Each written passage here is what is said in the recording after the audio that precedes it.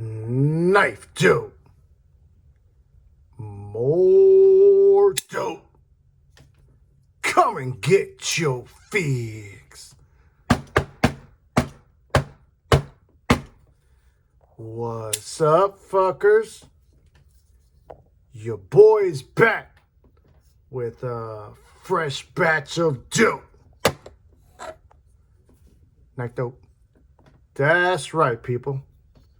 The hits don't stop. Look at this beauty right here. First day in the pocket today. This one is the Spyderco Para 3 Cutlery Shop exclusive in illustrious CTS XHP.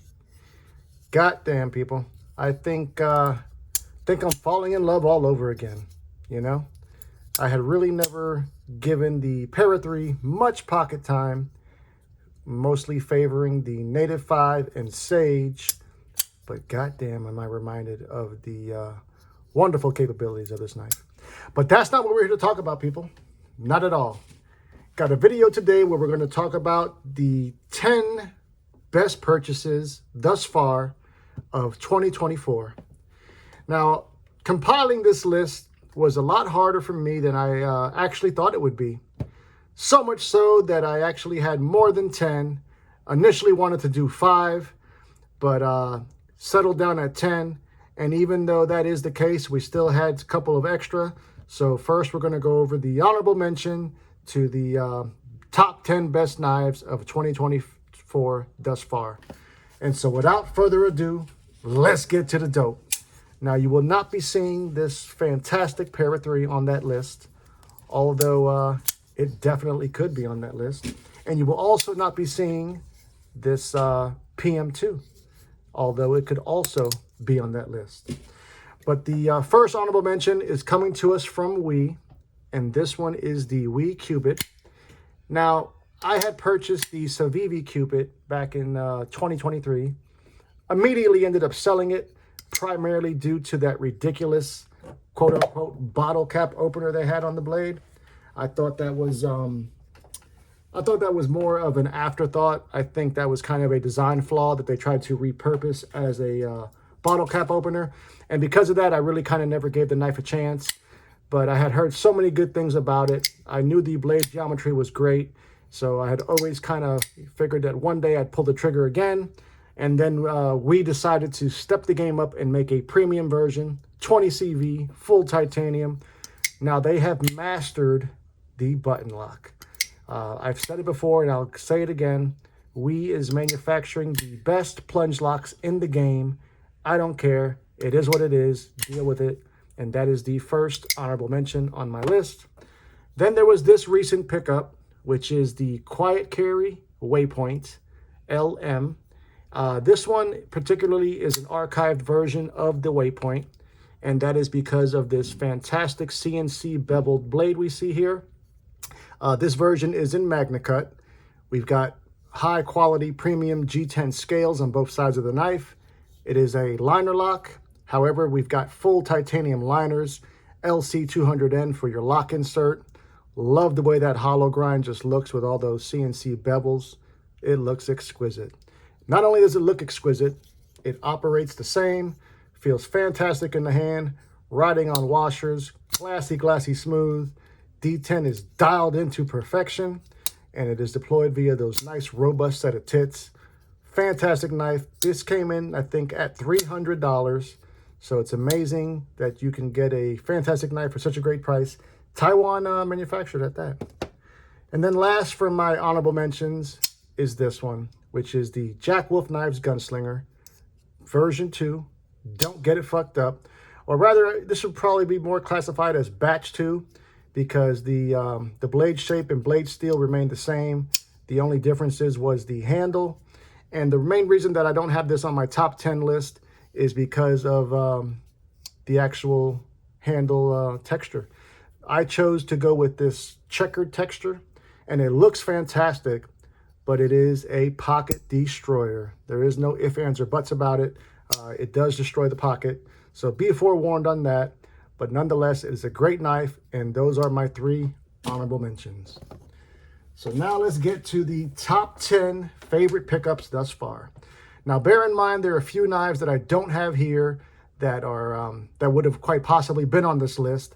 So I just decided to give you the top 10 from the list from the knives that I currently have here in front of me. Coming in at number 10, gotta roll with America first. And we're gonna go with the Spyderco Micro Jimbo. Now, the Yojimbo 2 did not take with me. I tried, but I just couldn't fall in love with it. But this one is totally different. I fell in love with it pretty much immediately. We've got CPM S30V, full flat grind on that Wharncliffe apparatus, satin finish.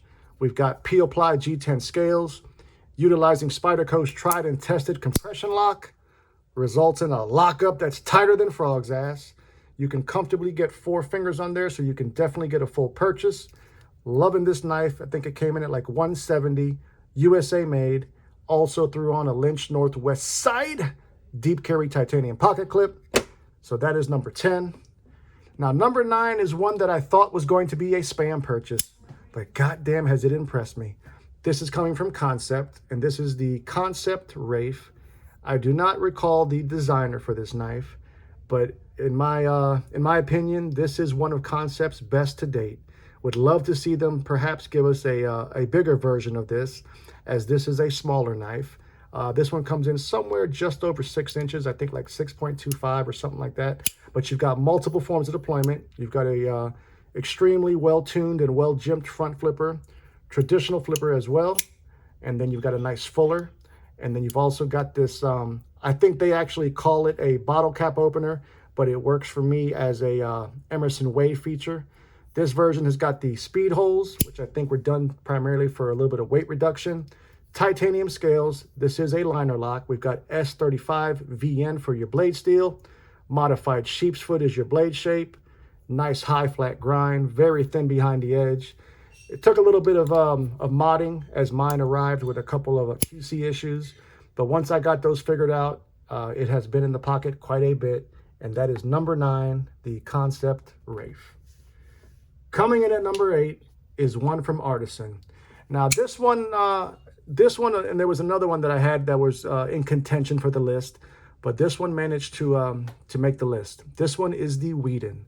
Now these come in at $199 before any discount code. You could use KnifeDope at either DNK Knives or White Mountain and save yourself 10%. We've got S90V, Steel of the Gods. We've got the very attractive sand polish finish that CJRB and Artisan have been doing so good lately. Front flipper is the only form of deployment. If it wasn't for that, this might be higher on the list. Tuned to perfection. We've got tons of micro milling on both sides of these titanium handles. Also give us this very attractive, kind of old school Damascus shield there. Looks great. Ergos are fantastic. Frame lock is the locking mechanism. I love it. And that is number 8 on my list. And that was the Artisan Whedon. Coming in at number 7, this one I think is the least expensive knife on this list. And it is a goddamn good one. This is the Asher Knives Akuto. Now, big shout out to Justin from Asher Knives. He has been so good to me and my channel. Love everything he's doing over there at Asher. His commitment to giving us quality knives at a great price. He has really stuck to that motto. But nonetheless, these are OEM by Kunwu. This came in, I think, around $140. We've got this wonderful drop point blade, S35 VN steel, full flat grind. Love the stonewash finish we've got on the blade as well as the handle. Titanium scales. This is a nested liner lock, so your lock bar is actually attached to the, no, this is an inset, I'm sorry, inset liner lock. So your liner is actually attached to the scale. Stainless steel pocket clip that is truly deep carry and reversible. Tons of room for disengagement. We've got a nice set of tits for your deployment as well as a little bit of fuller. This knife has really impressed me. I mean, aesthetically it looked great, but it is a slicey hoe. Love the way they did that sharpening choil there. So you've got tons of sharpening life. And this one is coming in at number 7, the Asher Knives Akuto. Okay, number 6, people. Now this one is one of the most expensive on the list. This is OEM by Riot, and this is the Berg Blades Mini Sweeney. Now, I had never tried the full-size Sweeney until after I made this purchase, but I think I still favor this mini. We've got a fantastic spear point blade in 20 CV. Love that dark stonewash finish they've got on the blade, as well as these bolsters. It is a bolster lock. We've got front flipper for your deployment. I guess you could even call that a top flipper. Wonderful job on the jimping. You've also got a pill-shaped cutout. This version has got this shredded carbon fiber inlay. Love the way they contoured the handles. The pocket clip is no issue either. It slides in and out the pocket. Tons of room for disengagement. Straight drop action. Great job by Riot once again. And that is number 6 on the list. Right? Wait a minute. Yeah, number 6. Now coming in on number 5, you should have expected this at some point. This is the Devo Stout. Version 2. Don't get it fucked up. Now, this one blows version 1 out the water. These were actually OEM by Best Tech. We've got Van X Super Clean for the blade steel. That same modified sheep's foot for your blade shape. They actually gave us a deeper hollow grind. This is the belt satin finish version. They also decided to give us some nice deep angular milling there on both bolsters. Also give us this Arctic carbon fiber inlay. Titanium backspacer with integrated lanyard posts for those weirdos. Also get a nice mill titanium pocket clip as well as a wire pocket clip. Fantastic action, fantastic detent. Also got that 50-50 finger choil, which does accommodate the full purchase, no refund. Another great job by them Devo boys, and that is coming in at number 5 on my list. So now we're gonna get to the top 4. And these, for the most part, are pretty much interchangeable, you know, but this is the way I went with them. Coming in at number 4 is this one. Now, this is the Quiet Carry Drift Large. These actually dropped right before the beginning of the year, but I didn't get mine until January, and it was worth the wait. We've got Van X Super Clean Steel, super thin behind the edge, thin blade stock, crown spine. I opted for this blackened titanium version with the knurling pattern on the front, smooth finish on the back. This one's also riding on washers, but the action is so fantastic that I've never even let that bother me. I have really started to enjoy and almost prefer a good washer knife. Thumb studs for your deployment. This is the satin finish. I would have much rather a stonewash because the fingerprints and scratches are easily visible on this one. But nonetheless, great knife. OEM by a company that is undisclosed, coming from Taiwan, and that is number 4 on my list. Okay, people, trying to make some room on this goddamn board here. Now, top 3. This one right here has really, really impressed me. This is the Microtech SOCOM Bravo Mini. Now, these are actually OEM by Reich, who is my dark horse OEM of the year for 2024. And this is just more evidence of the fantastic work that they are capable of. We've got M390, quote unquote, MK, which is some type of sorcery that Microtech is having Bowler do. We've got the bead blasted finish. Love the way they gave us that mid-blade swedge there going across the entire blade. Love this carbon fiber and titanium inlay. The transition is just is done exquisitely well. We've got high quality carbon fiber, plenty of room for disengagement, straight drop action. Now, whatever it is they're doing on these thumb studs is unknown to me, but these are by far the most comfortable thumb studs I think I have in my collection. The attention to detail, the tolerances, the fit and finish, quality materials. Reich banged it out the park once again. Really digging the full-length titanium backspacer. It's even got a little bit of a thumb ramp there. Ergos are fantastic. $325, worth every goddamn penny. And that is number 3 on the list. Okay, 2 more, goddammit, 2 more. Now, these 2 I went back and forth with as far as which one to go with, but I'm comfortable in the way they turned out. Coming in at number 2 is this one, the iconic Spyderco Swish Buoy.